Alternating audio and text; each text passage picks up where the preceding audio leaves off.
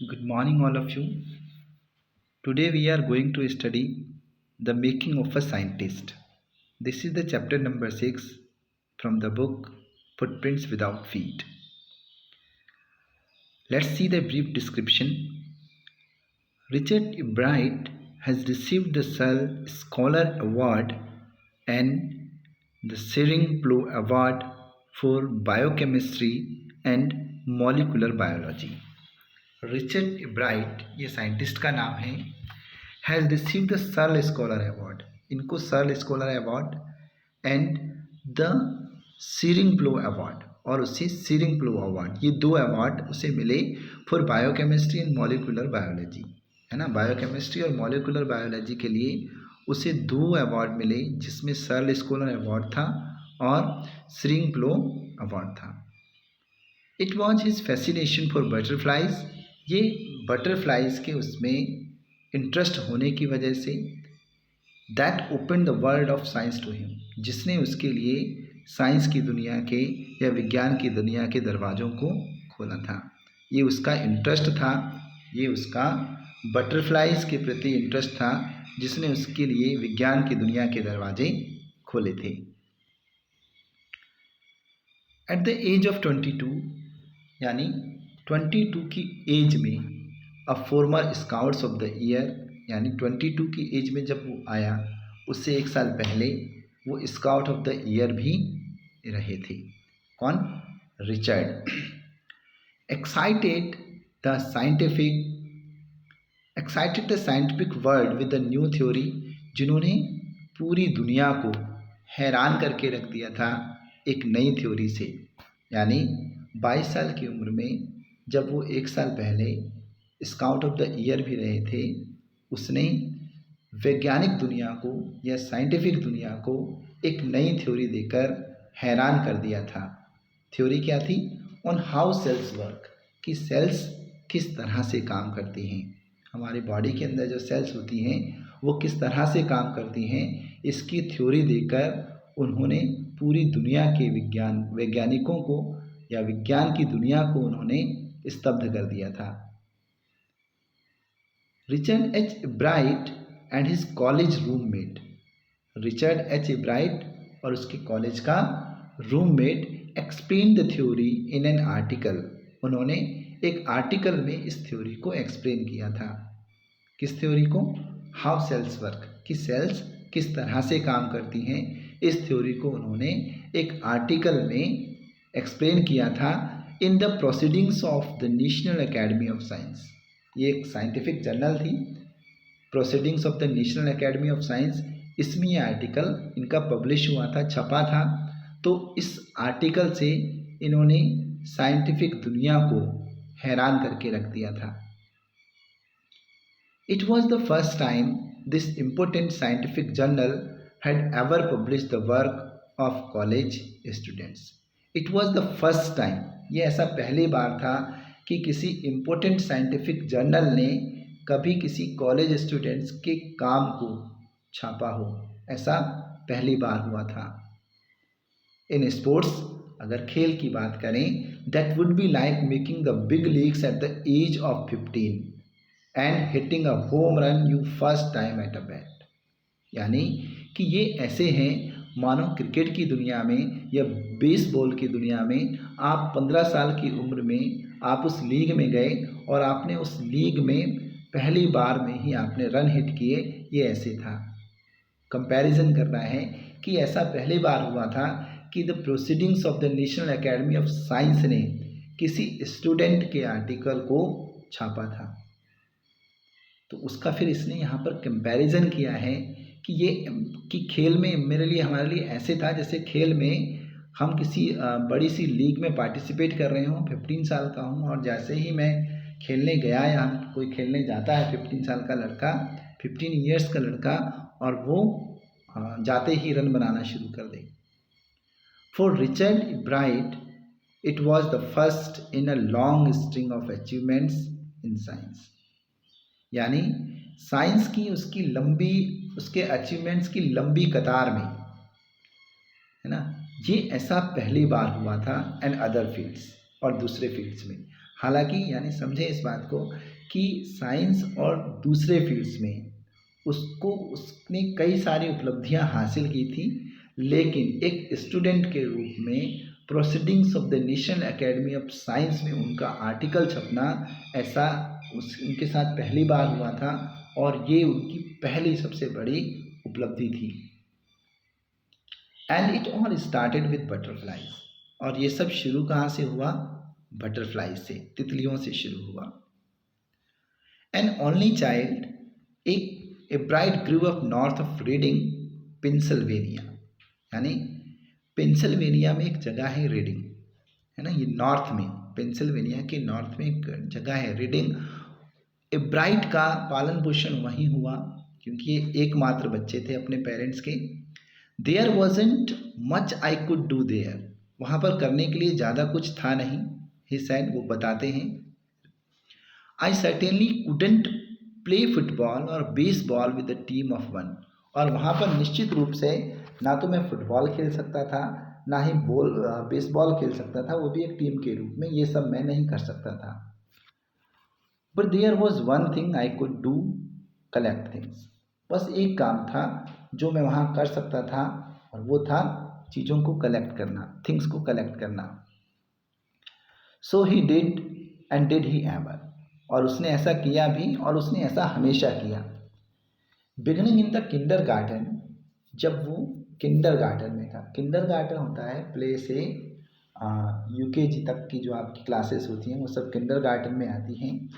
तो शुरुआत शुरुआत में a bright collected butterflies with same determination that has marked all his activities, और ए ब्राइट ने उसी एज में, किंडर गार्डन की एज में ही उसने पूरे डिटर्मिनेशन के साथ, डिटर्मिनेशन होता है दृढ़ निश्चय के साथ, उसने वो उन बटरफ्लाइज को कलेक्ट करना शुरू किया जैसे कि वो दूसरी एक्टिविटीज़ भी उन डिटर्मिनेशंस के साथ किया करता था। He also collected rocks, fossils and coins, और उन्होंने, ब्राइट ने रॉक्स कलेक्ट की, फॉसिल्स कलेक्ट किए, एंड कॉइन्स, और कुछ कॉइन्स भी कलेक्ट की। फॉसिल्स क्या होते हैं? जीवाश्म बोला जाता है इनको, है ना, जैसे कोई जीव जंतु या कोई जानवर जब मर जाते हैं तो उनकी जब अवशेष मिलते हैं उनको हम फॉसिल्स बोलते हैं, तो उसको भी ये कलेक्ट करते थे। He became an eager astronomer, और वो एक उत्सुक एस्ट्रोनॉमर भी बने। एस्ट्रोनॉमर जो चांद सितारों पर अध्ययन करें उसको एस्ट्रोनॉमर बोलते हैं। Sometimes star gazing all night, और कई बार तो वो पूरी पूरी रात सितारों को देखने में, तारों को देखने में ही बिता देते थे। From the first he had a driving curiosity along with the bright mind, यानी फ्रॉम द फर्स्ट, शुरुआत से ही उनके उज्जवल दिमाग के साथ उनके अंदर चीज़ों को जानने की उत्सुकता बहुत थी। ड्राइविंग क्यूरियोसिटी थी, यानी उत्सुकता उसकी बढ़ती रहती थी। He also had a mother who encouraged his interest in learning, उसकी एक माँ भी थी जो उसके सीखने की इंटरेस्ट को और इनकरेज करती थी, प्रेरित करती थी, प्रोत्साहित करती थी। She took him on tips, वो उनको ट्रिप्स पे ले जाती थी, है ना। Bought him telescopes, microscopes, cameras, mounting materials and other equipment, और वो उनको खरीद कर देती थी। किसको? ब्राइट को। टेलीस्कोप्स, माइक्रोस्कोप्स, कैमराज और माउंटिंग मटेरियल या और दूसरे भी equipment. And help him in many other ways, और दूसरे कई तरीक़ों से उसकी माँ उसकी हेल्प करती थी। इसमें क्वेश्चन बन सकता है कि उसकी माँ का कंट्रीब्यूशन उसके सीखने में क्या था, उसकी माँ का क्या कंट्रीब्यूशन था उसको सिखाने में। तो ये सब इन्होंने मदर के लिए बता रखा है कि he also had a mother who encouraged his interest in learning. She took him on trips, bought him telescopes, microscopes, cameras, mounting material and other equipment, and helped him in many other ways.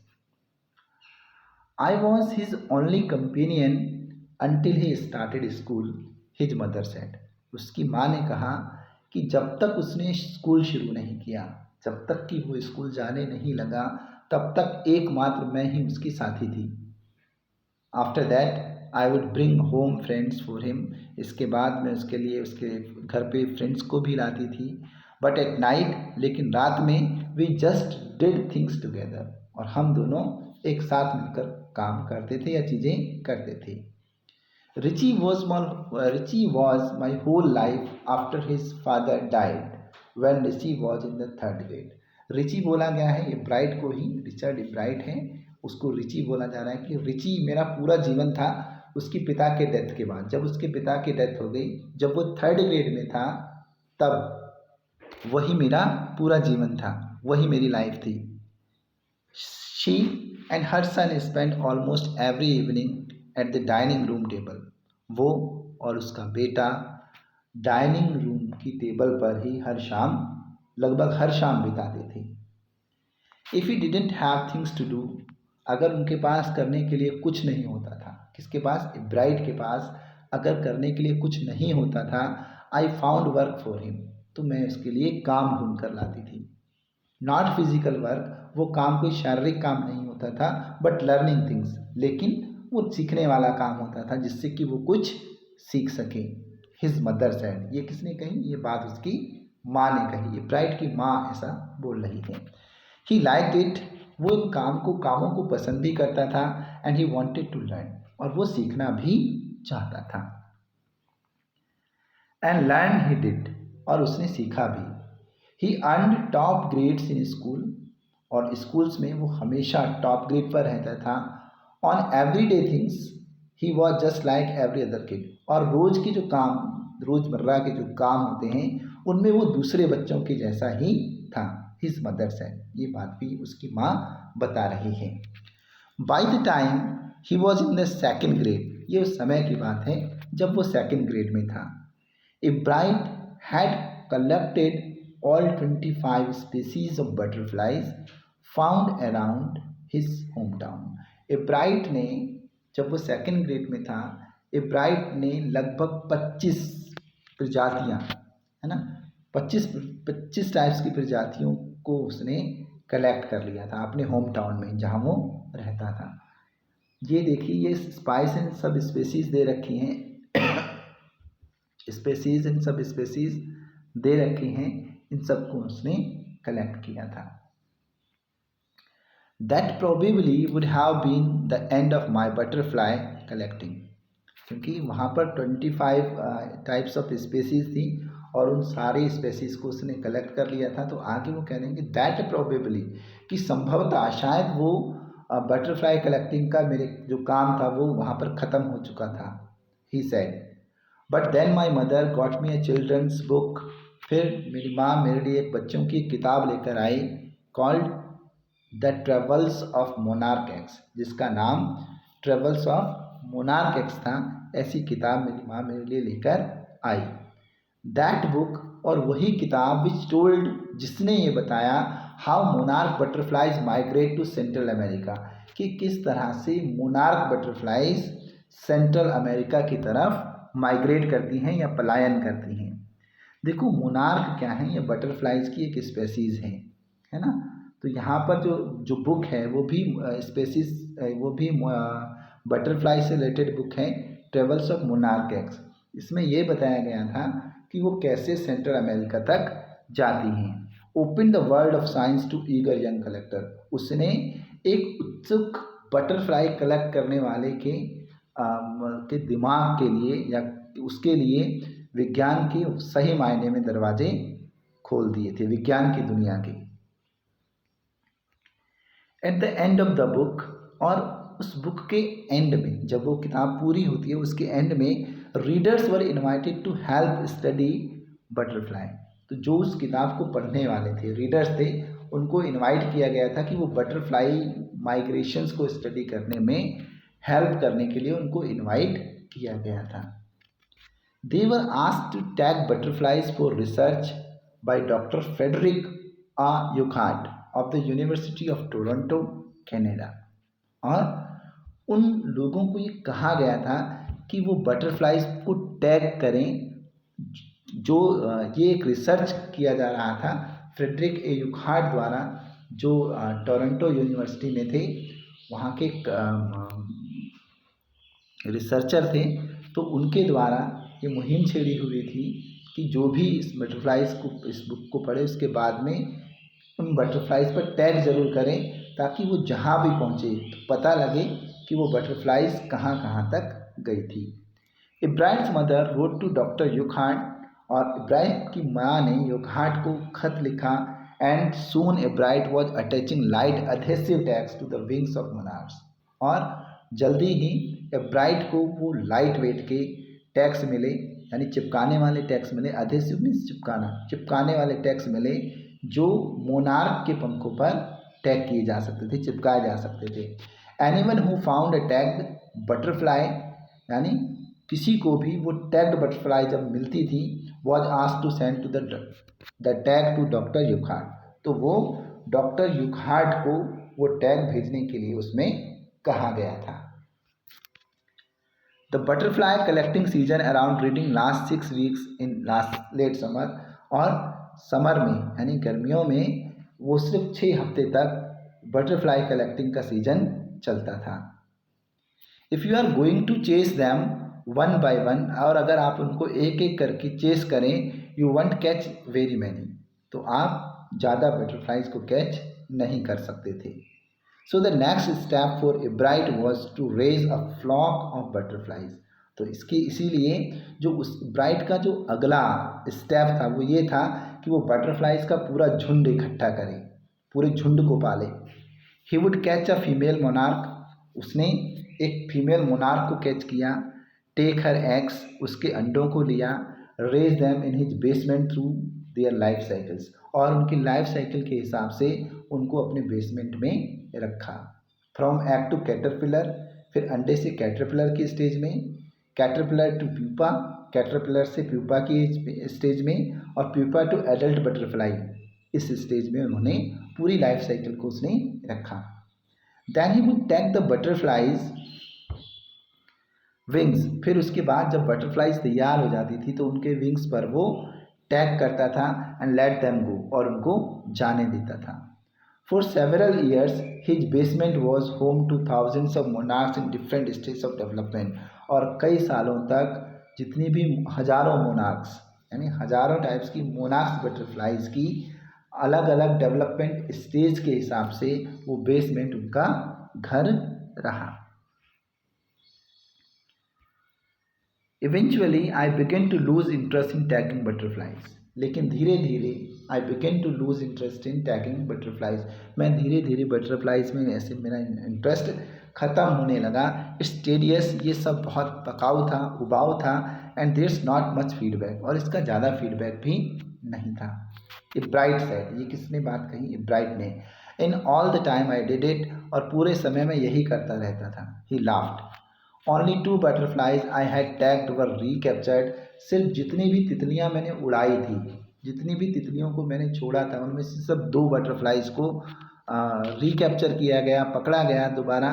And they were not more than 75 miles from where I lived, और जहाँ से मैंने छोड़ा था वहाँ से वो 75 मील की दूरी से वो ज़्यादा आगे नहीं जा पाई।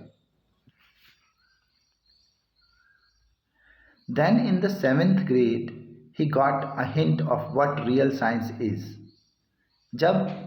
फिर वो जब 7th क्लास में आया, तब उसे वास्तव में एक हिंट मिला कि वास्तविक साइंस क्या है। When he entered a county science fair, जब उसने काउंटी साइंस फेयर में अपना प्रवेश किया, पार्टिसिपेट किया, एंड लॉस्ट, और उसमें वो हार गया। It was really a sad feeling to sit there, वास्तव में ये बहुत ही दुख भरी फीलिंग थी वहाँ बैठना। And not getting anything while anybody else had won something, और वास्तव में वहाँ दुखी होकर वहाँ बैठना एक दुखी भावना थी, फीलिंग थी, जबकि दूसरे लोग जो वहाँ जीत कर जा रहे थे उनको देखकर जो दुख हो रहा था, ये दुख वाली भावना थी। Ebright said his entry was slides of frog tissues, उसकी एंट्री थी कि वो फ्रॉग टिश्यूज़ की स्लाइड्स को दिखाएं। Which he showed under a microscope, जिसको उसने माइक्रोस्कोप से दिखाया। He realise the winners had tried to do real experiments.